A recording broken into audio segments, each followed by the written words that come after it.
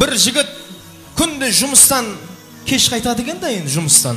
Үлгі болу үшін айтып жатырмын. Жұмыстан кеш қайтады екен, һәм жұмыстан шығып болып біздердің бір мынандай жаман әдетіміз бар балалардың. Жоралармен қаңғырып кету деген. Күнде жұмыстан өзі сағат 7-8-де шығып жоралармен қаңғырып кетеді екен, һәм түннің ярым ақшамында сағат 3-4-те үйге келеді екен.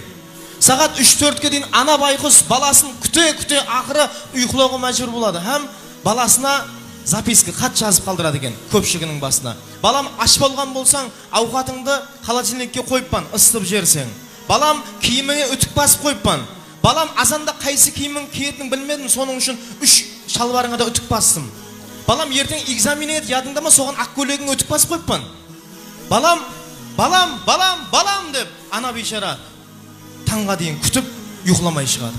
Бала күнде үйреніп кеткен, қағазды көреді, болды. Барып ауқатын жейді, жатады. Күнде қағаз үйреніп кеткен. Күндердің бірінде және сондай жұмыстан кеш шығып, жораларымен қаңғырып, таңғы сағат 4-те үйіне келсе, қағаз тұрыпты. Ол не қылады? Шаршап келді, міллет.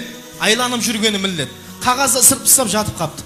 Азанда таңғы сағат 7-нің уақытында ұлы шауқымнан оянады. Шауқым әкесі тараптан шығып жатқан болады. Балам, тұр, есігіңді аш, балам.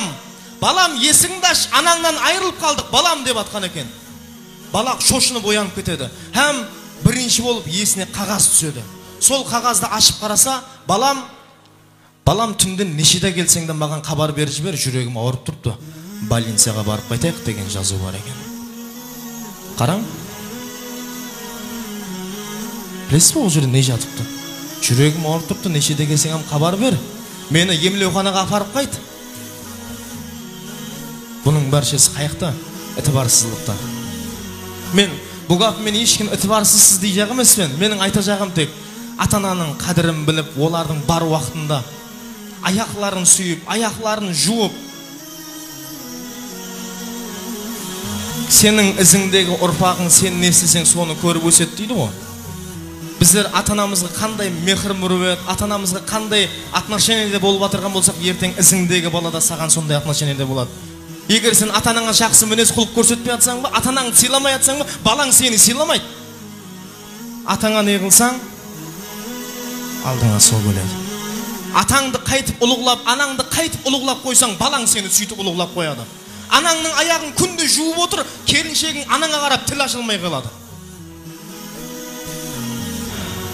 Менің айтайын деп отырғаным, Ниетбай аға, Ранопа, сондай перзент тәрбиелағансыз.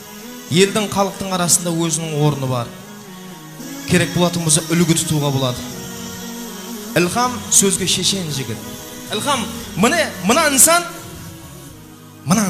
бар екен, сен байсаң.